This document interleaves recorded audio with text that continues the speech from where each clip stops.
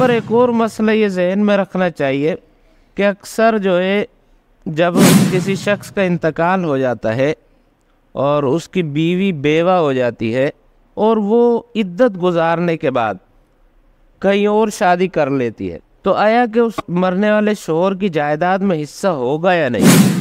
جائیداد کی تقسیم کو لے کر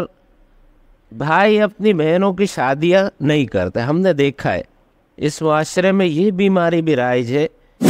عورتوں کا نکاح قرآن سے کرا دیتے، زمانہ جاہلیت کی نشانی میں سے نا، اور اسلام تو ان رسم و رواج کو اور جہالت کو توڑنے کے لیے آیا تھا۔ تو یہ دونوں چیزیں ناجائز اور سراسر ظلم ہے اس اور الحمدللہ الذی وقفا والسلام علی عبادی الذین اصطفا، اما بعد فاعوذ باللہ من الشیطان الرجیم، بسم اللہ الرحمن الرحیم، وَلَهُنَّ الرُّبُعُ مِمَّا تَرَكْتُمْ إِن لَّمْ يَكُن لَّكُمْ وَلَدٌ فَإِن كَانَ لَكُمْ وَلَدٌ فَلَهُنَّ الثُّمُنُ مِمَّا تَرَكْتُم مِّن بَعْدِ وَصِيَّةٍ تُوصُونَ بِهَا أَوْ دَيْنٍ، صدق اللہ العظیم۔ وَلَهُنَّ الرُّبُعُ، اور ان عورتوں کے لیے چوتھا حصہ ہے، مما ترکتم، اس میں سے جو کچھ تم چھوڑ کر گئے ہو۔ ان لم یکن لکم ولد، شرط یہ ہے کہ تمہاری اولاد نہ ہو۔ یہاں سے بیویوں کے حصوں کا بیان اللہ تبارک و تعالیٰ فرما رہے۔ اس سے قبل اللہ تبارک و تعالیٰ نے شوہروں کے حصوں کو بیان فرمایا کہ اگر مرنے والی عورت ہو تو اس کا شوہر اگر زندہ ہو تو شوہر کو آدھا حصہ ملے گا، اولاد موجود نہ ہو، اور اگر مرنے والی عورت کی اولاد موجود ہو تو شوہر کو چوتھا حصہ ملے گا۔ یہاں سے بیویوں کا حصوں کا بیان اللہ تبارک و تعالی فرما رہے ہیں کہ اگر کسی مرد کا انتقال ہو اور اس کی بیوی ہو، بیوی ایک ہو یا ایک سے زیادہ ہو، ایک ہو تب بھی اسے چوتھا حصہ ملے گا۔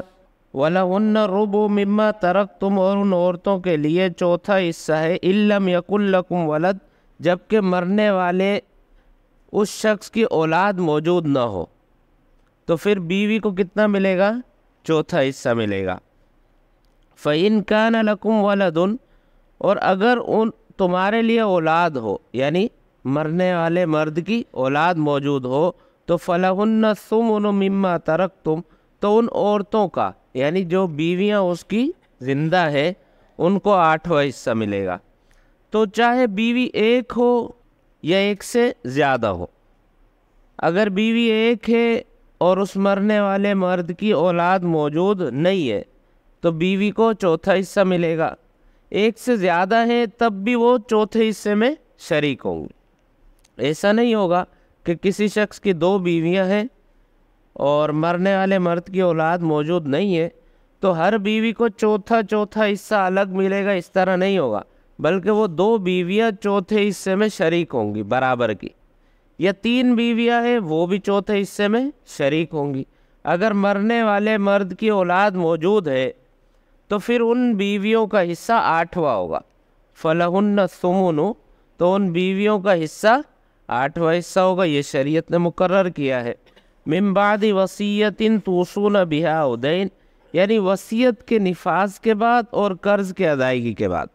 میں نے آپ کو بتایا تھا کہ مرنے والے کے مال سے 4 حقوق ادا کیے جاتے ہیں، 4 حقوق متعلق ہوتے ہیں۔ مسنون کفن دفن کا خرچہ نکالا جاتا ہے، پھر مال بچ جائے تو اگر اس پر قرض ہو تو وہ ادا کیا جاتا ہے، پھر بھی اگر مال بچتا ہے تو پھر دیکھیں گے کہ مرنے والے نے وصیت کی ہے یا نہیں۔ اگر وصیت کی ہے تو وہ 1/3 مال میں نافذ کی جائے گی۔ تو وصیت نافذ کرنے کے بعد اور قرض کی ادائیگی کے بعد پھر یہ حصے نکالے جائیں گے۔ یہاں پر ایک اور مسئلہ یہ ذہن میں رکھنا چاہیے کہ اکثر جو ہے جب کسی شخص کا انتقال ہو جاتا ہے اور اس کی بیوی بیوہ ہو جاتی ہے اور وہ عدت گزارنے کے بعد کہیں اور شادی کر لیتی ہے، تو آیا کہ اس مرنے والے شوہر کی جائیداد میں حصہ ہوگا یا نہیں؟ دیکھیں نا، اس کی عدت پوری ہوئی، اس نے کہیں اور نکاح کر لیا عورت نے، تو اب آیا اس کا حصہ اس پہلے شوہر کی جائیداد میں سے بنے گا یا نہیں؟ تو بالکل بنے گا، اس لیے کہ جس وقت اس کے شوہر کا انتقال ہوا اس وقت یہ مالک بن چکی تھی، جائیداد میں وارث بن چکی تھی، اب لہذا کوئی بھی چیز اس کو جائیداد کی وراثت سے محروم نہیں کر سکتی۔ یقیناً اس کا حق ہے وہ کہیں اور شادی کر سکتی ہے۔